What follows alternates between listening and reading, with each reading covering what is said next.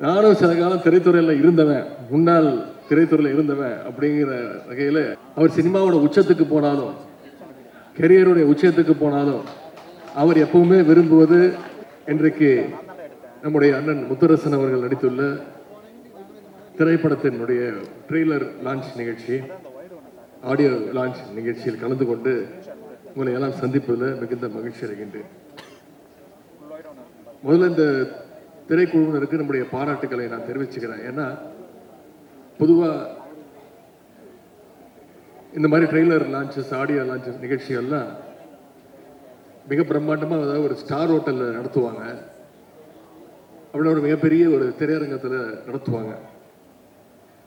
ஆனால் அரிசி படக்குழுவினர் இந்த நிகழ்ச்சி இவ்வளவு சிறப்பாக கலைஞர் கட்டிய இந்த வள்ளுவர் கோட்டத்தில் நடத்தியிருக்கிறாங்க. அதற்கு முதல்ல என்னுடைய பாராட்டுகளையும் என்னுடைய வாழ்த்துக்களையும் நான் தெரிவிச்சுக்கிறேன். இன்னொன்று, அமைச்சராக நான் பொறுப்பேற்று இங்கே வந்திருக்கக்கூடிய பல பேருக்கு தெரியும், அது பத்திரிகையாளர்களுக்கு நல்லா தெரியும், கடந்த 4 வருடங்களாக திரைத்துறை சம்பந்தமாக எந்த நிகழ்ச்சியிலும் கலந்து கொண்டதே கிடையாது. யார் எந்த நிகழ்ச்சி அழைச்சாலும் சொல்லிடுவேன், இல்லைங்க நான் கலந்துக்கிறது கிடையாது அப்படின்னு சொல்லிடுவேன். ஆனால் அண்ணன் முத்தரசன் அவர்கள் அழைக்கும் போது என்னால் தட்டி கழிக்க முடியல. நீங்கள் தேதியை சொல்லுங்கன்னு நான் வந்துடுறேன் அப்படின்னு. அப்புறம் நேரம் கேட்டார். நான் சொன்ன நேரத்தையும் நீங்களே சொல்லுங்கண்ணே, நான் நிச்சயம் வந்துடுறேன் அப்படின்னு அவரால் அழைக்கப்பட்டு இழுத்து வரப்பட்டு இந்த நிகழ்ச்சிக்கு நான் வந்திருக்கின்றேன். நேற்றைக்கு அரசு நிகழ்ச்சி நடந்தது. தமிழ்நாடு அரசு சார்பாக திரைப்பட விருதுகள் பல வருடங்களாக கொடுக்காம இருந்து, சென்ற அதிமுக ஆட்சியில் 10 வருடங்கள் கொடுக்கப்படாமல் நம்முடைய முதலமைச்சருக்காக ஒரு குழு அமைச்சு 2015 2022 ஆண்டு வரைக்கும் திரைப்பட விருதுகளை நான் கொடுப்பதற்கான அந்த வாய்ப்பு கிடைச்சது. நான் திரைத்துறையிலிருந்து வெளியில் வந்து இன்னைக்கு மக்கள் பணி ஆற்றிக் கொண்டிருக்கின்றேன். ஆனால் இன்னைக்கு நம்முடைய அண்ணன் இந்திய கம்யூனிஸ்ட் கட்சியினுடைய மூத்த தலைவர் அண்ணன் முத்தரசன் அவர்கள் இன்னைக்கு மக்கள் பணியிலிருந்து சினிமாவுக்கு என்ட்ரி கொடுத்திருக்கிறார். சினிமா துறைக்கு வந்திருந்தாலும், இந்த படம் எவ்வளவு பெரிய வெற்றியை பெற்றாலும், நிச்சயம் மக்கள் பணிதான் அவருக்கு முதல்ல இம்பார்ட்டன்ஸ் கொடுப்பாரு. அதில் யாருக்கும் எந்த சந்தேகம் வேண்டாம். அவர் சினிமாவோட உச்சத்துக்கு போனாலும், கெரியருடைய உச்சத்துக்கு போனாலும், அவர் எப்பவுமே விரும்புவது மக்களோடு மக்களாக இருப்பது என்பதை தமிழ்நாட்டு மக்கள் அனைவருக்கும் நன்றாக தெரியும்.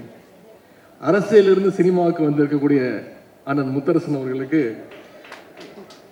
நானும் சில காலம் திரைத்துறையில் இருந்தவன், முன்னாள் திரைத்துறையில் இருந்தவன் அப்படிங்கிற வகையில் என்னுடைய வாழ்த்துக்களை நான் தெரிவித்துக் கொள்கின்றேன்.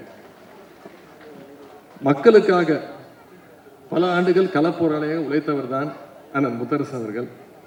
இப்போ திரையிலும் மக்களுடைய உரிமைகளை, அந்த உரிமையோடு பேச வந்திருக்கின்றார். அதுவும் இந்த படத்தில் குறிப்பாக சிறப்பாக விவசாயியாக அவர் நடித்திருக்கின்றார்.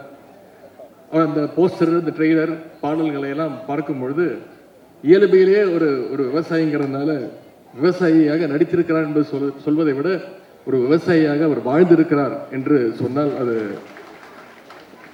நிச்சயம் அது உங்களால் ஏற்றுக்கொள்ள முடியும்.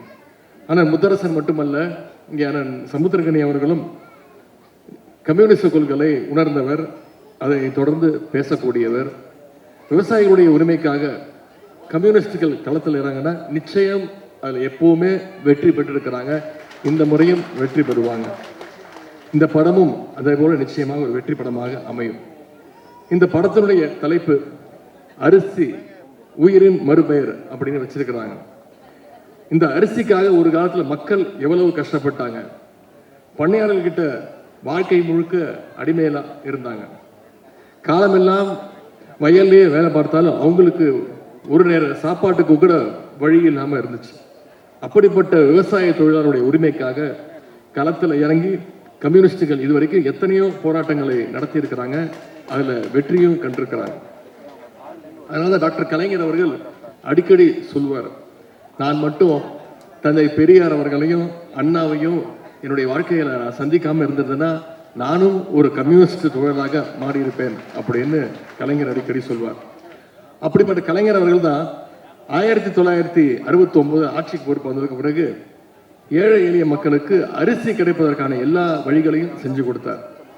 ஒரு படி அரிசிக்காக யாரும் இன்னொருத்தர் வீட்டு வாசல்ல போய் நீ காத்து நிற்கக்கூடாதுன்னு அந்த நிலைமையை தமிழ்நாட்டில் ஏற்படுத்தியவர் டாக்டர் கலைஞர் அவர்கள். இன்னும் சொல்லணும்னா 2006 சட்டமன்ற தேர்தல் பொழுது கலைஞர் அவர்கள் ஒரு தேர்தல் வாக்குறுதி கொடுத்தார். 2 ரூபாய்க்கு 1 கிலோன்னு முதல்ல அறிவிச்சவர் அவர் தான். அது அந்த காலத்தில் மக்கள்கிட்ட மிகப்பெரிய ஒரு வரவேற்பை பெற்றுச்சு. ஏன்னா அந்த காலத்துல பல குடும்பங்களுக்கு அரிசி சோறுங்கிறது மிகப்பெரிய ஒரு கனவாக இருந்துச்சு. அந்த கனவை நினைவாக்கியவர் டாக்டர் கலைஞர் அவர்கள். பின்னாடி அந்த 2 ரூபாயை 1 ரூபாயாவும் அவர் குறைச்சாரு. அதோட அடுத்த கட்டமாக தான் இன்னைக்கு விலையில்லா அரிசியும் வந்திருக்கு. மக்களுடைய அடிப்படை தேவையா இருந்த அரிசி பிரச்சனையை போக்கியவர் டாக்டர் கலைஞர் அவர்கள். எனவே அந்த வகையில விவசாயிகள் உரிமைக்கான இந்த படம் நிச்சயம் வெல்லும் அப்படின்ற அந்த நம்பிக்கை எனக்கு இருக்கின்றது. அண்ணன் முத்தரசன் அவருடைய அரசியல் கணப்பணியும் அதே போல கலைப்பணியும் மேன்மேலும் சிறக்கட்டும்னு உங்க அனைவரும் சார்பாக நான் வாழ்த்துகின்றேன். இந்த திரைப்படத்துடைய தயாரிப்பாளர்கள், கலைஞர்கள், இயக்குனர், தொழில்நுட்ப கலைஞர்கள் அனைவருக்கும் நம்முடைய அனைவரின் சார்பாக என்னுடைய வாழ்த்துக்களை கூறி இந்த சிறப்பான வாய்ப்பை ஏற்படுத்தி கொடுத்த அண்ணன் முத்தரசன் அவர்களுக்கு என்னுடைய நன்றியை தெரிவித்து விடைபெறுகின்றேன். நன்றி, வணக்கம்.